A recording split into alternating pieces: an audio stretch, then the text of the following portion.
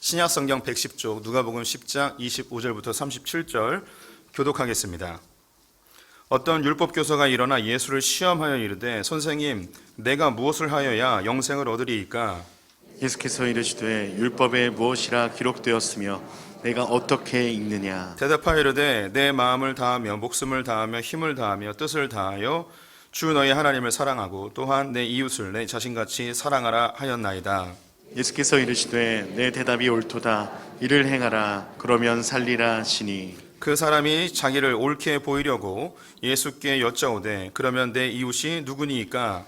예수께서 대답하여 이르시되 어떤 사람이 예루살렘에서 여리고로 내려가다가 강도를 만나매 강도들이 그 옷을 벗기고 때려 거의 죽은 것을 버리고 갔더라. 마침 한 제사장이 그 길로 내려가다가 그를 보고 피하여 지나가고 또 이와 같이 한 레위인도 그곳에 이르러 그를 보고 피하여 지나가되 어떤 사마리아 사람은 여행하는 중 거기 이르러 그를 보고 불쌍히 여겨 가까이 가서 기름과 포도주를 그 상처에 붓고 싸매고 자기 짐승에 태워 주막으로 데리고 가서 돌보아 주니라. 그 이튿날 그가 주막 주인에게 데나리온 둘을 내어주며 이르되 이 사람을 돌보아 주라. 비용이 더 들면 내가 돌아올 때에 갚으리라 하였으니 내 생각에는 이 세 사람 중에 누가 강도 만난 자의 이웃이 되겠느냐? 함께 읽습니다. 이르되 자비를 베푼 자니이다. 예수께서 이르시되 가서 너도 이와 같이 하라 하시니라. 아멘. 오늘도 주님의 보좌 앞으로 나오신 성도님들에게 하나님의 은혜와 평강이 함께 하시기를 축원드립니다. 또 온라인으로 참여하신 모든 성도님들 주님의 이름으로 축복합니다. 옆 사람과 반갑게 인사하겠습니다. 하나님 당신 편이십니다. 감사합니다. 네. 오늘 누가복음 10장 사마리아인 이야기 함께 나눠보도록 하겠습니다. 2016년 8월 25일 오전 8시 40분경에 대전 서구에서 63세의 택시 운전사께서 운전 중에 갑자기 심정지가 일어나 차를 30m쯤 진행하다가 다른 차와 부딪혀 멈춰 서게 된 일이 있었습니다. 이 택시 운전사가 조속히 인공호흡이 진행되지 아니하여서 그 자리에서 숨을 멎이는 사건이 있었는데요. 참 안타까운 일이죠. 그런데 이 사건이 사람들에게 알려지게 된 이유는 이 택시 안에 승객이 2명 타고 있었다는 것이었습니다. 택시 운전사가 죽어가고 있는데도 이 택시 승객 2명은 이 택시 운전사 살리려고 그 어떤 일도 하지 않았습니다. CCTV가 공개가 됐는데 택시가 멈춰서자 남자 승객이 문 밖으로 나와서 트렁크 쪽으로 트렁크를 열려 하였지만 트렁크가 열리지 않아서 운전석으로 다시 가서 키를 뽑아가지고 트렁크를 열었습니다. 트렁크를 열고 골프백을 꺼냈습니다. 그리고 같이 타고 있었던 여자 승객과 함께 다른 택시를 잡고 떠나버렸습니다. 그래서 이것을 지나가던 다른 사람들이 행인들이 119에 신고하여서 이 택시 운전사를 병원으로 옮겼지만 이미 시간이 많이 지난 상태였기 때문에 사망에 이르게 되었다고 합니다. 이것이 뉴스에 나오게 되었고 CCTV가 공개되면서 많은 사람들이 흥분하기 시작했습니다. 그리고 많은 댓글에 이 사람을 제발 처벌해달라고, 이 승객을 처벌해달라고, 어떻게 인간이 돼서 이럴 수 있냐고 이런 댓글들을 남겼습니다. 우리 성도님들은 어떠십니까? 이 사람들을 처벌할 수 있을 것 같습니까? 없을 것 같습니까? 처벌할 수는 없습니다.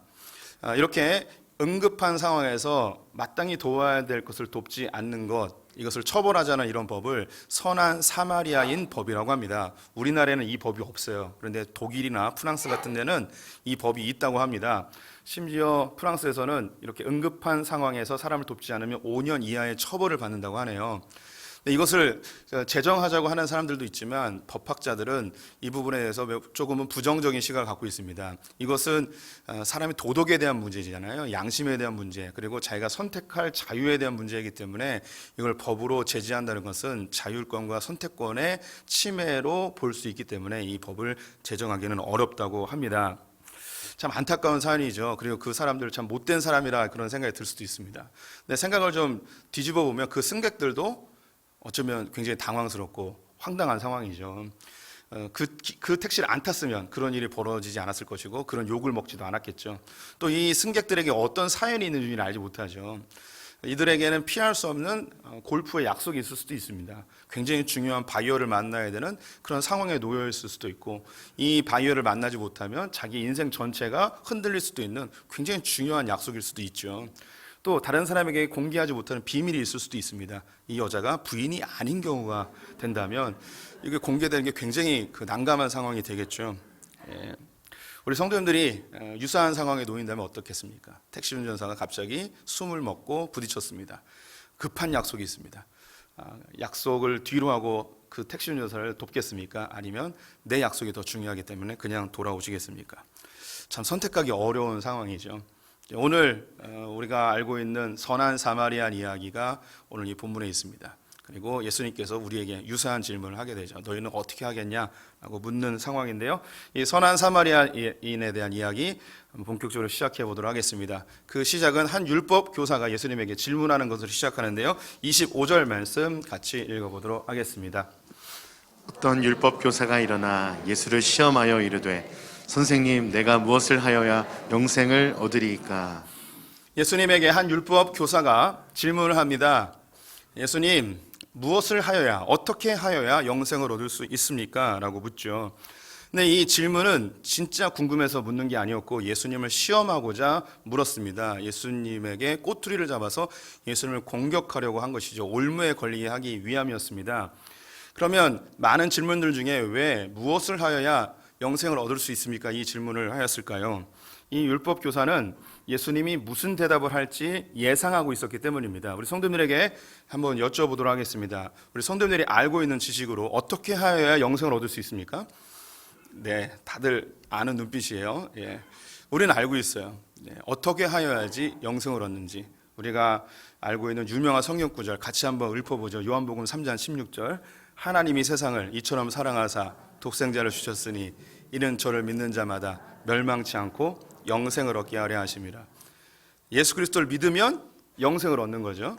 예수님은 자기를 믿어야지 영생을 얻는다는 이야기를 계속해서 반복적으로 하셨습니다. 그런데 이 율법 교사는 율법을 믿고 그리고 예수 그리스도는 율법을 어긋나게 산다고 생각했기 때문에 어떻게 하면 영생을 얻을 수 있습니까? 율법에서 이야기하는 것으로 대답하지 않고 나를 믿어야지 영생을 얻습니다라고 이렇게 이야기하면 당신 율법을 인정하지 않는군요. 모세의 율법을 무시하는군요. 당신은 율법을 폐기하는 자이군요 하면서 올무에 걸려 넘어지게 하려는 공격하려는 심보로 이 질문을 하고 있습니다.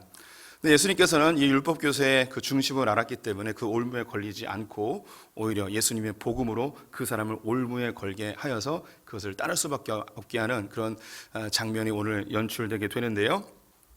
예수님이 대답을 하기보다는 이렇게 다시 질문합니다. 율법에 뭐라고 기록되어 있습니까? 당신은 그 율법을 어떻게 읽습니까? 당신은 율법에서 영생을 얻는 방법을 어떻게 발견하셨습니까? 라고 오히려 묻죠. 그러자 이 율법 교사가 이렇게 대답합니다. 27절 말씀 같이 읽어보도록 하겠습니다. 대답하여 이르되 내 마음을 다하며 목숨을 다하며 힘을 다하며 뜻을 다하여 주 너의 하나님을 사랑하고 또한 내 이웃을 내 자신같이 사랑하라 하였나이다. 예수님의 질문에 율법 교사가 당당하게 대답합니다. 하나님을 사랑하고 이웃을 사랑하는 것입니다. 이것을 하면은 영생을 얻을 수 있습니다. 근데 이것은 구약에 있는 율법을 총 정리한 것입니다. 10계명도 앞에 있는 4개의 계명은 하나님의 사랑에 대한 것이고 5계명부터 10계명은 이웃을 사랑하는 것에 대한 이야기가 담겨져 있죠. 그래서 율법 학자들이 하나님 사랑과 이웃 사랑이 율법의 가장 중요한 것이고 이것을 지키면 율법을 완벽하게 지킨 것이어서 영생을 얻을 수 있다고 이야기를 하고 있습니다. 그래서 성도님에게 다시 묻겠습니다. 하나님을 사랑하고 이웃을 사랑하면 영생을 얻을 수 있습니까? 이 말이 맞는 말일까요? 틀린 말일까요? 우리가 알고 있기는 예수를 믿어야지 영생을 얻는데 지금 율법 교사는 하나님을 사랑하고 이웃을 사랑해야지 영생을 얻는다고 합니다.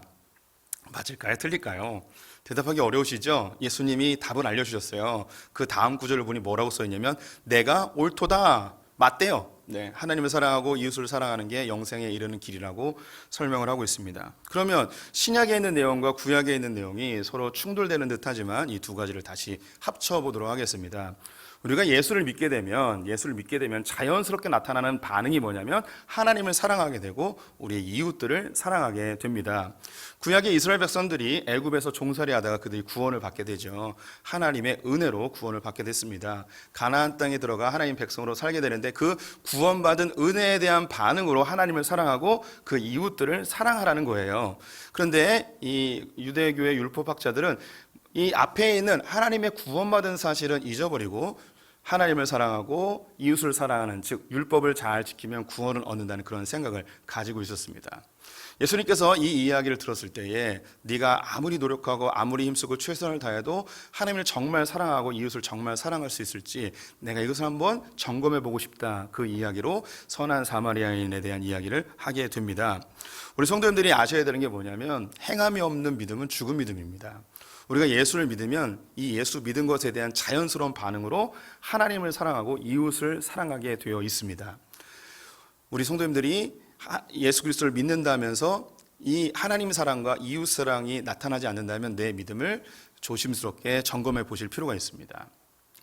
우리 성도님들이 그 열매로 그 사람이, 그 나무가 무엇인지 아는 것처럼 우리 성도님들에게 내가 예수 믿는다는 게 나타나는 증거는 하나님 사랑과 이웃 사랑이라 할 수 있겠습니다.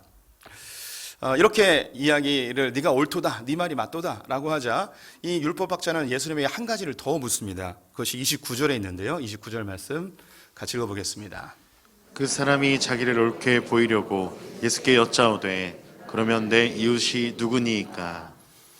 우리 성도님들이 하나님을 사랑하고 이웃을 사랑하라 라고 이야기하면 어떤 게 더 부담되시나요? 하나님을 사랑하는 게 부담되시나요? 이웃 사랑이 부담되시나요?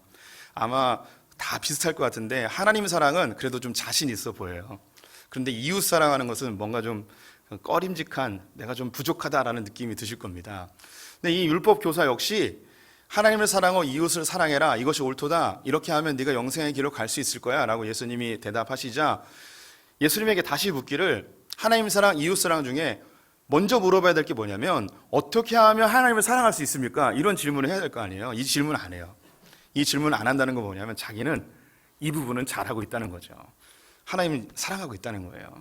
이들에게 하나님의 사랑은 613가지의 율법 조문을 잘 지키면 하나님을 사랑하는 거고, 절기마다 예배드리고 안식일마다 찾아가서 예배드리고 율법이 정한 규례들을 잘 지키고 유대교의 전통을 잘 따르면 이게 하나님을 사랑하는 거라고 확신하고 있었던 거죠. 어쩌면 우리도 비슷할 수 있어요. 우리 성도님들 중에는 저는 아직도 하나님을 사랑하는 거에 부족합니다. 저는 늘 죄 가운데 살고 세상에서 예수 안 믿는 사람하고 거의 비슷하게 삽니다. 이런 분들이 혹 있을 수도 있습니다. 근데 많은 분들이 그래도 내가 주일날 예배드리고 교회 봉사도 하고 성경도 읽고 기도도 하니까 그래도 나는 하나님 사랑하는 것, 이렇게 느끼는 분들이 있을 거예요. 이 하나님 사랑에 대해서 우리 믿음의 선배들 중에 한 분이 하나님 사랑을 점검하는 것을 이렇게 얘기하셨어요. 우리가 고독하게 홀로 있을 때에 나의 생각의 흐름이 자연스럽게 흘러가서 머무는 그 자리가 내가 진짜 사랑하는 거래요. 우리 성도님들이 혼자 있을 때, 고독하게 홀로 있을 때 내 사고는 내 의지와 관계없이 자연스럽게 흘러가요. 그래서 흘러가서 머무는 자리가 있어요. 쾌락이 될 수도 있고요, 유흥이 될 수도 있고, 어떤 사람이 될 수도 있고, 돈이 될 수도 있고, 내가 간절히 원하는 소원이 될 수도 있어요. 그럼 그게 진짜 내가 사랑하는 거라고 어떤 믿음의 선배님께서 얘기하셨어요. 우리 성도님들이 진짜 하나님을 사랑하는지 혼자 있을 때 내 사고의 흐름이 어디로 가고 있는지 한번 점검해 보시면 좋을 것 같습니다. 그럼에도 불구하고 우리는 그래도 괜찮은 신앙인들인 것 같아요. 이 율법 교사에게 더 관심이 있는 건 어떻게 하면 이웃을 사랑하는가, 누구를 사랑하면 좋을까. 여기에 질문을 다시 한번 보시면요, 자기를 옳게 보이려고 라는 그런 말이 있습니다. 이 예수님에게 나는 그래도 하나님 다 잘 사랑하고 이거는 뭐 율법 교사니까 인정해 주시라고 알고, 그러면 내 이웃이 누굽니까? 라고 묻습니다. 이건 역시 예수님께서 대답할 것이 무엇인지 예상하고 질문한 거예요.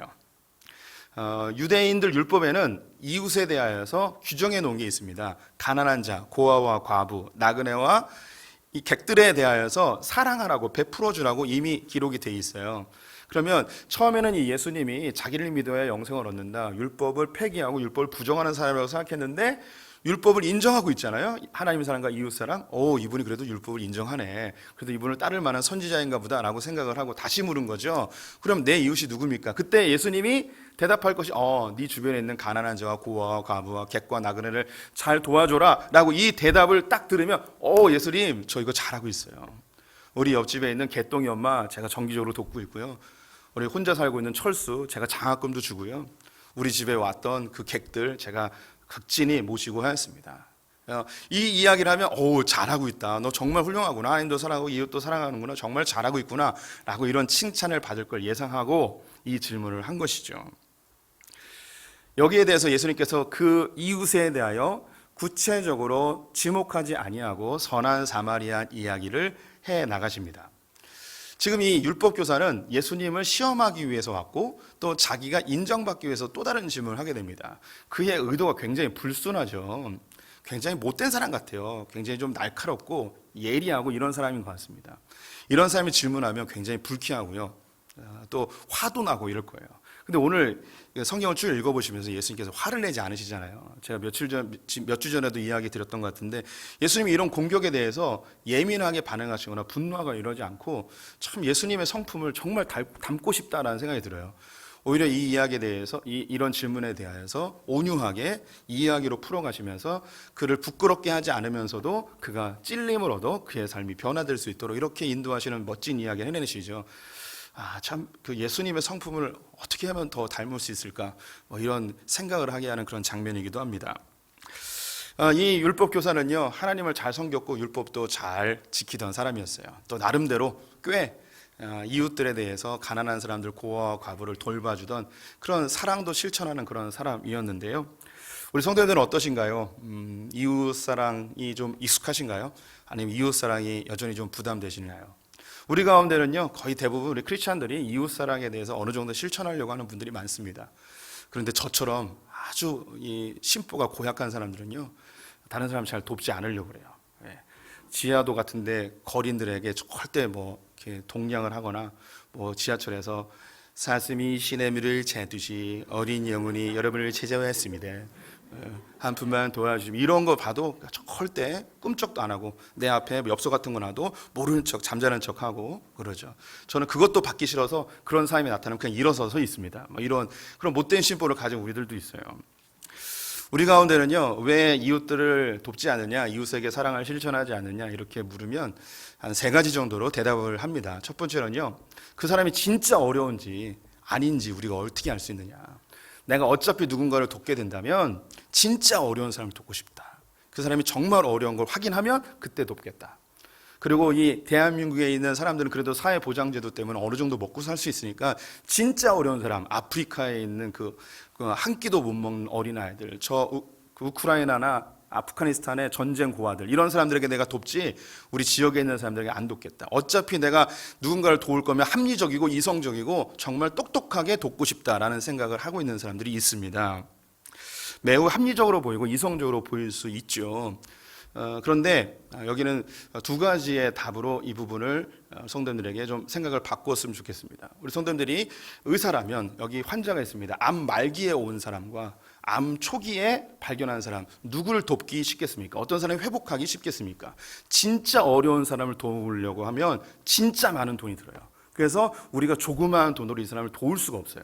그런데 조금 어려운 사람은 우리가 조금만 도와줘도 금방 다시 일어날 수 있습니다. 그러면 성도님들이 볼 때 진짜 도움이 필요한 사람은요 정말 어려운 사람이 아니고 이제 어려워지기 시작한 사람들에게 오히려 더 많은 도움이 필요하고 이 사람이 조금만 도와줘도 일어설 수 있다는 것 우리 성도님들이 아셨으면 좋겠어요. 그리고 저 아프리카나 저 전쟁 지역에 있는 진짜 어려운 사람도 있습니다. 예, 정말 필요합니다. 이런 사람들에게 누군가 도와줘야 돼요. 반드시 도와줘야 됩니다. 그런데 우리 성도님들께서 그 사람들에게 10,000원으로 한 달치의 식량을 전달해 주기 위해서 이 10,000원을 어떻게 전달해야 되냐면 9만 원이 필요합니다. 10,000원을 전달하기 위해서 10만 원이 드는 거예요. 행정비, 운송비, 기관을 운영하는 비용들, 통관비 이런 것들이 다 여기에 포함이 돼서 10,000원을 도와주려면 10만 원이 들어요. 그래서 비효율적이라고 이야기하는 사회복지사들이 많이 있습니다.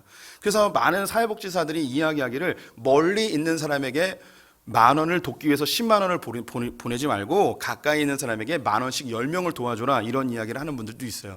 저는 이 이야기를 100% 신뢰해요. 그렇다고 우리 성도님들이 해외를 돕는 기관들에 보내는 그 재정들을 끊으라는 그런 이야기는 아닙니다. 진짜 어려운 사람, 이런 사람들 도와야겠죠. 하지만 진짜 어려워 보이지 않는 조금 어려운 사람들에게도 도움이 필요하다는 것이죠. 2번째, 이웃사랑에 대해서 부정적으로 이야기하는 사람들 중에 어떤 사람이 있느냐. 아니 그 사람들 문제는 그 사람 스스로가 자초한 일이니 당해도 싸다. 그냥 알아서 해결하도록 해라. 왜 도와주냐. 자기가 그렇게 게을러서 혹은 실수해서 죄를 져서 그렇게 어려워진 것을 왜 굳이 우리가 도와줘야 되느냐. 이런 이야기를 하는 분들도 있습니다. 근데 이 부분에 대해서 우리가 고민해 봐야 될 것은 예수님께서 우리를 사랑하실 때 우리는 어떤 존재였냐면 우리가 죄를 져서 우리의 죄 때문에 우리는 죽을 수밖에 없는 존재였습니다. 근데 예수님이 우리를 구원하실 때 네가 죄 졌으니까 너 그 죄에 대해 대가를 철저하게 받아 하며 우리를 방치하지 않으시고 우리가 스스로 죄 졌을지라도 그 죄에 대해서 묻지 않고 우리를 용서해 주신 그 주님의 사랑을 기억할 필요가 있는 거죠. 세 번째로 이웃에 대한 사랑을 실천해 보라고 이야기하면 저도 먹고 살기 어려워요. 좀 삶에 여유가 있으면 그때 도울게요. 이렇게 묻는 분들도 있어요. 대답하는 분들도 있는데 이 부분에 대해서는 성경에서 답을 명확하게 이야기해 주고 있습니다. 갈라디아서 6장 2절 말씀을 제가 읽어드리면 너희가 짐을 서로 지라 그리하여 그리스도의 법을 성취하라. 성경은 우리가 여유 있기 때문에 도와주는 게 아니에요. 그 부분을 이야기하지 않습니다. 우리의 도움은 재정적인 것뿐만 아니라 기도로 도울 수도 있고요. 나도 가난하면 같이 옆에서 손잡아주고 같이 동행해주고 위로해주고 한번 안아주는 것, 이것으로도 충분히 사랑을 실천할 수 있습니다. 우리는 내가 여유로우면 다른 사람을 돕는다는 이 생각을 버리셔야 돼요. 우리는 없어도 도울 수 있어요. 그리고 없는 중에 서로 돕는 이것이 서로를 더 품어주고 소망을 갖게 합니다. 이미 우리는 너무 넉넉한 시대에 살죠. 근데 다 경험하고 계시잖아요. 옛날 가난하던 시절에 더 잘 나눠 먹었습니까? 요즘이 더 잘 나눠 먹습니까? 없을 때 더 잘 나눠 먹지 않았습니까? 부유해지면 부유해질수록 우리는 돈을 사랑하는 마음이 극대화돼서 더 못 나눠요. 우리 성도님들이 적을 때부터 나누는 실천을 할 필요가 있는 것이죠. 이렇게 이제 다른 사람을 사랑하고 돕는 것에 대해서 인색한 분들도 있긴 하지만 우리 소품교회 성도님들과 같이 꽤 다른 사람을 잘 섬기는 분들도 있습니다. 우리도 우크라이나 전쟁 고아들을 위해서 함께 돈을 모으기도 하였고 강원도 산불이 났을 때 성금을 모으기도 하였었죠. 예수를 안 믿는 일반인들 가운데도 이 어려운 사람들을 돕는 이웃을 사랑하는 것을 실천하는 사람들이 꽤 많이 있습니다. 여기에 어떤 동기로 돕는가? 예수 안 믿는 사람들 같은 경우에는 그들이 갖고 있는 동정심과 정의감으로 어려운 사람들을 도와요. 불쌍해서 돕는 거죠. 혹은 사회적 권력자들에 의해서 핍박을 받는 사람들에 대한 그 정의감과 동시에 동정심을 가지고 그 사람들을 돕기도 합니다. 이런 사람을 박애주의자라고 이야기를 하죠.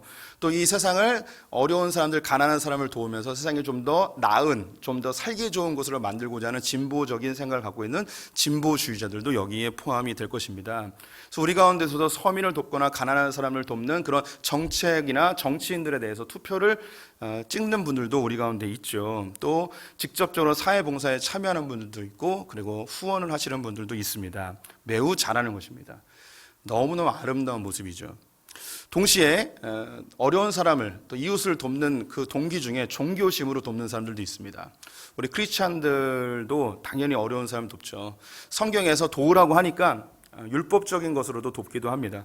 또 선행을 하면 하나님이 또 각각의 신이 자기에게 복을 주실 것이라는 생각으로 선행을 하는 사람들도 있죠. 어떤 교단에서는 어떤 종파에서는 선행을 하면 구원과 직결되기 때문에 천당을 가기 때문에 그런 보상의 심리로 선행을 하는 사람들도 있습니다. 어쨌든 다 좋습니다. 동정심으로 혹은 정의감으로 하든 혹은 종교심으로 하든 다른 사람을 돕는다는 건 매우 가치 있는 일입니다. 그런데 이 두 가지의 마음 모두의 한계는 분명히 있습니다. 한계가 분명히 있어요. 동정심으로 하는 사람들 같은 경우에는 가난하고 어려운 사람에 대해서는 돕는 것이 자연스럽게 나타날 수 있습니다. 하지만 반대의 경우 부유했던 사람이 가난해지거나 권력자들이 낮아지거나 지도자 계층이 힘들어졌을 때 이 사람들이 돕느냐? 아니에요. 돕지는 않아요. 오히려 그 사람들이 그렇게 어려웠을 때 그들의 죗값을 받는다고 생각하고 정의감에 불타서 그들을 모욕하는 경우들도 나타납니다. 이 동정심에 사로잡히게 되면 선과 악을 자기 스스로 결정해서 자기가 생각할 때 불쌍한 사람은 돕고 자기가 생각할 때 악하다 하는 사람은 원수로 취급하게 되어지는 이 이분법적인 생각을 이 동정심으로 돕는 사람들에게 나타나게 되어지죠. 또한 그렇게 잘 살다가 어려워진 사람을 돕는 사람에 대해서 큰 힘을 갖고 있다가 몰락해서 어려워진 사람을 도우면 오히려 이 사람을 비난합니다. 그렇게 잘 나갔던 사람을 돕는 이 사람에 대해서 비난하고 정죄하는 경우까지 나타나게 되죠. 종교심으로 다른 사람을 돕는 자들에겐 더 명확한 이분법적 사고가 나타납니다. 어떻게 나타나는가? 나랑 같은 종교의 사람이면 돕는데 타 종교의 사람이면 안 도와요. 이게 종교심으로 다른 사람을 돕는 한계예요. 같은 기독교인임에도 불구하고 같은 예수를 믿음에도 불구하고 나와 신학적 노선이 다르거나 정치적 노선이 다르면 이 사람은 도울 사람이 아니고 내 원수가 돼버리는 우리의 한계를 드러낼 수밖에 없습니다. 지금 오늘 이 예수님과 이야기하건 율법학자 역시 그는 종교적으로 매우 훌륭했던 사람이고요. 율법을 다 지켰던 사람이에요. 또 나름대로 꽤 가난한 자와 고아와 과부를 잘 돌봐주던 사람이죠. 그래서 자기 자신 스스로 괜찮은 사람, 괜찮은 신앙인, 괜찮은 종교인이라고 생각을 하고 있었습니다. 이 정도면 됐지라고 생각하고 있었죠. 이런 율법 교사에게 예수님께서 완전히 반전을 일으키는 한 이야기를 하게 되죠. 그 이야기가 바로 선한 사마리아인 비유입니다. 한 사람이 예루살렘에서 여리고로 가던 길에 강도를 만나게 되었습니다. 여기에는 길이 하나밖에 없어서요. 이 당시에도 강도들이 자주 출몰하고 있었는데요. 이 사람이 모든 걸 다 빼앗기고 옷도 빼앗기고 거반 죽을 만큼 매를 맞고 그냥 길거리에 내던져 버리게 되었습니다. 이 당시에 유대 광야의 태양빛은 40도가 넘는 아주 뜨거운 태양빛인데 여기서 몇 시간만 그냥 방치해놔도 이 사람은 그냥 그 자리에서 죽게 되었을 것입니다. 그런데 이 길을 걷던 제사장과 레위인이 있었습니다. 이들은 어쩌면 율법 교사와 같은 신분이죠. 종교적으로 훌륭했습니다. 614가지 율법도 완벽하게 지키고요. 제사도 예배도 열심히 드리고 또 때만 되어지면 꽤 다른 사람들을 가난한 자와 고아와 과부를 잘 섬기는 이웃을 잘 섬기는 그런 사람이었습니다. 그런데 여기에 강도 맞는 자가 있으니 돕지 않게 되네요.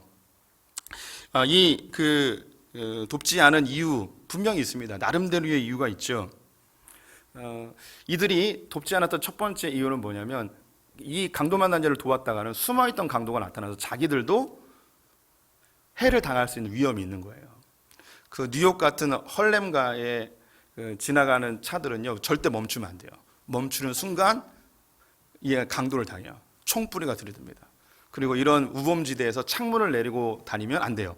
그러면 제일 먼저 핸드폰을 훔쳐가고 막 이렇습니다. 지금도 세계 곳곳에서 우범지대에서는 멈추면 안 돼요. 이 제사장과 레위인도 낙이나 낙타를 타고 갔을 텐데 멈추면 안 되는 거예요. 멈추는 순간 강도의 타겟이 될 수 있습니다. 두려운 거죠. 또한 이들이 예루살렘으로 가는 길에 그 목적은 어쩌면 예배를 드리기 위해서 제사를 집례하기 위해서 갈 수도 있습니다.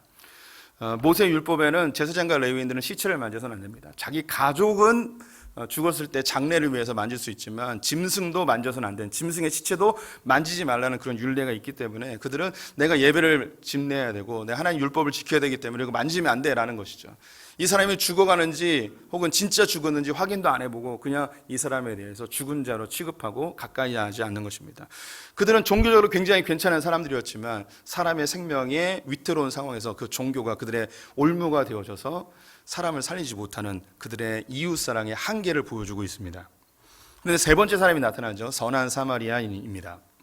근데 이 선한 사마리아인이 강도 만난 자를 발견하였을 때 자기가 갖고 있었던 기름과 포도주로 상처를 다 깨끗하게 소독을 해줍니다. 그리고 자기가 타고 있었던 낙 위에서 내려서 이 강도 만난 자를 실어서 주막까지 데리고 가서 그 주막에서 2데나리온을 지불하며 이 사람이 건강해질 때까지 돌봐달라고 이야기합니다. 혹시 돈이 더 들면 내가 돌아오는 길에 그 추가된 금액까지도 지불하겠노라 라고 이야기를 하죠. 이 선한 사마리아인은 세 가지의 장벽을 뛰어넘었습니다. 첫 번째는요, 유대인이라는 것에 대한 차별을 뛰어넘었습니다. 이 강도 만난 자는 유대인이에요. 하지만 이 사람은 사마리아인이었습니다. 이 둘 사이는요, 우리가 생각하는 것보다 굉장히 안 좋았습니다. 우리가 일본하고의 그 나쁜 관계보다 더 안 좋았습니다. 요한복음 8장에 보게 되면 예수님과 유대인들이 막 논쟁을 하다가 유대인들이 화가 나요. 예수님 때문에. 예수님이 말에는 또 지지 않는 분이셔가지고 막 화가 납니다. 그래서 그들이 생각해낸 가장 악독한 욕을 예수님에게 합니다. 가장 악독한 욕이 뭐였냐면 너는 사마리아인이야. 이게 가장 악독한 욕이었습니다. 여기서 너는 사마리아인이야 라고 이렇게 얘기했는데 우리로 이야기하면 이 쪽발이 새끼야. 이 이야기예요. 그래서 거기 우리말로 하면 너 이 사마리아 새끼야 이렇게 하는 것과 똑같은 거예요. 가장 치욕적인 용이 사마리아인이라는 것이죠. 둘 사이가 얼마나 악랄한지 알 수 있겠죠. 근데 주류는 유대인이었고 사마리아인이 이제 마이너였습니다.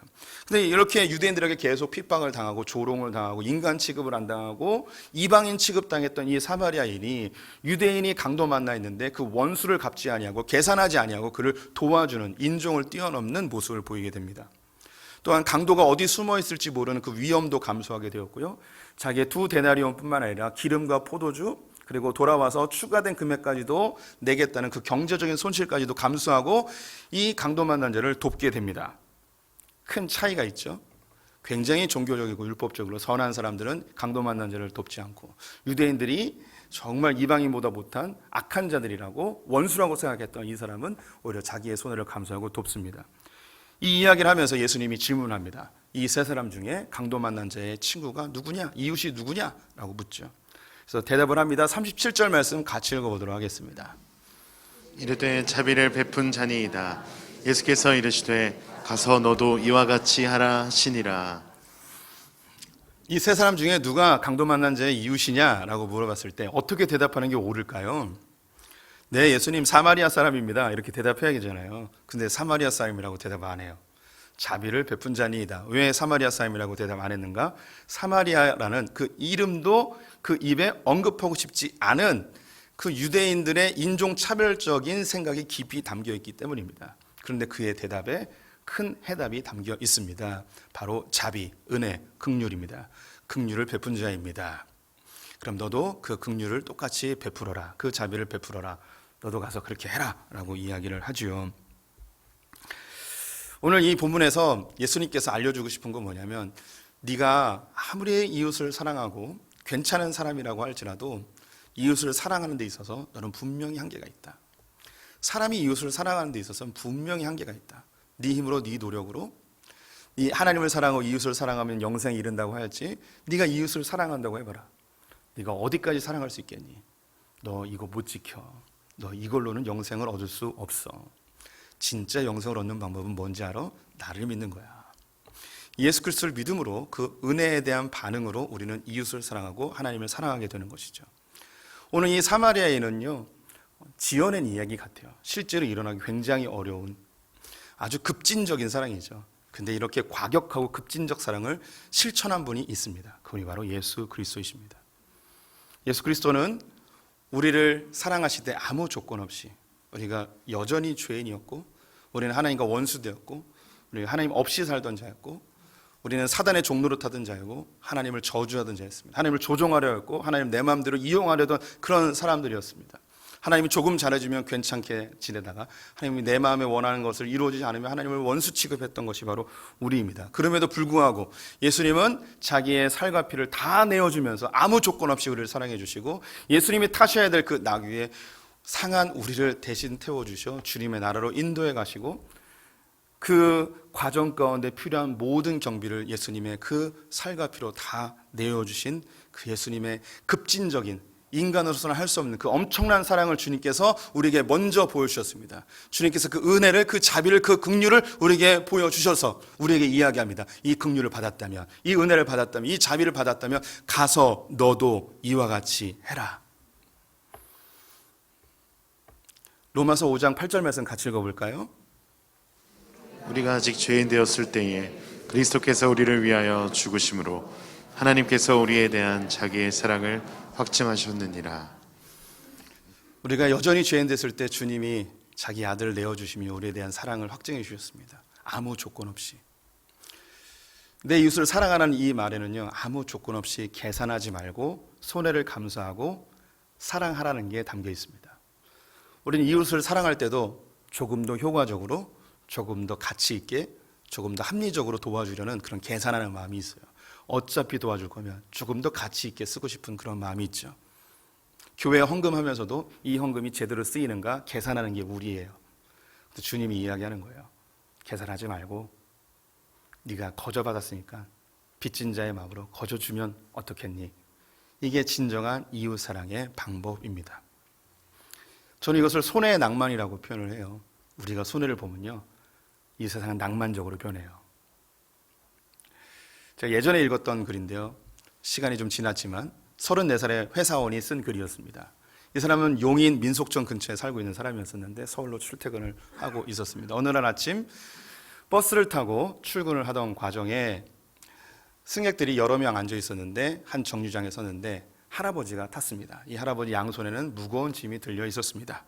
위에 올라와서 기둥을 잡고 버스는 이미 출발을 하였는데 한 10여 미터 가더니 갑자기 이 버스가 급정지를 하였습니다. 그러니 버스 아저씨가 이 할아버지에게 삿대질하며 큰 고성을 지르며 당장 내리라고 하였습니다. 왜냐하면 이 할아버지가 미처 깜빡 잊고 돈을 못 갖고 온 겁니다. 그래서 내리라는 거예요. 요금도 안 내는 사람 당장 내리라고 소리를 지르는 거죠. 근데 이 할아버지는 한 번만 봐달라고, 내가 다음에 2배를 낼 테니까 한 번만 태워달라고, 근데 당장 내리라고 막 고함을 치는 거죠. 거기 있는 사람들이 그 광경을 그냥 바라만 보고 있는데 한 6학년쯤 되어지는 여자아이가 운전사 앞으로 막 달려가더니 이 운전사 아저씨에게 이렇게 이야기했습니다. 할아버지잖아요 라고 하면서 자기 주머니에서 10,000원짜리를 꺼내서 요금함에 누우면서, 아저씨 나중에 이렇게 요금이 없는 할아버지를 만나면 10명만 태워주세요 하면서 10,000원짜리를 누고 자기 자리에 앉았대요. 거기에 있었던 이 34살의 회사원이 너무 감동적이면서도 부끄러웠대요. 자기는 그렇게 할 생각도 못했다는 거죠. 근데 그 버스 안이 얼마나 훈훈해졌겠습니까? 동시에 그 사랑을 실천하지 못한 그 부끄러움은 이 회사원의 몫이었겠죠. 자기가 가려고 하는 그 정류장에 멈췄을 때 이 회사원은요 급히 내리면서 자기 주문했던 10,000원을 그 초등학생에게 주어주면서 아무 소리 없이 내렸다고 하면서 그를 마무리하였습니다. 성도님들, 세상은요 정의감으로 바뀌는 게 아니에요. 세상은 조건 없는 사랑으로 바뀌게 됩니다. 그걸 예수님이 우리에게 알려주셨고, 이 조건 없는 무조건적인 사랑을 경험한 우리에게 가서 너희도 이와 같이 하라고 우리에게 권면하고 계십니다. 우리 성도님들 잘하고 있는데요, 계산하지 말고 조금 더 낭만적으로 살아봤으면 좋겠습니다. 기도하겠습니다.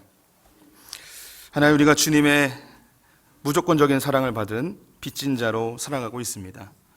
하나님, 그럼에도 우리는 끊임없이 누군가와 계산하고 더 손해보지 않고 이익을 얻으려고 몸부림치는 우리를 발견하게 됩니다. 하나님, 조건 없이 우리에게 찾아오셔서 이웃이 되신 주님 감사합니다. 우리도 가서 이와 같이 행하는 자들 되게 하여 주시옵소서. 예수님의 이름으로 기도드렸습니다. 아멘.